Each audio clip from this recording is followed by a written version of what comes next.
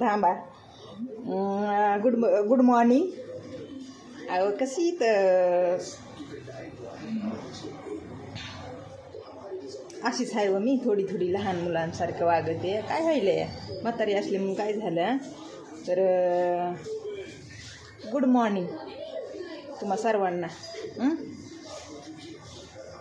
अहो चालले मुंबईला आज मी नांदायला. नांद्या करायला. त्याच्यानं काही सुचच नाही काय बोलावं ती. कळलं का? अहो कालच जाणार होती. साडी बिडी घालून बसली होती का नाही आवरून. पण काल धाडलंच नाही, बसवूनच दिलं नाही गाडी, गर्दी असते म्हणून.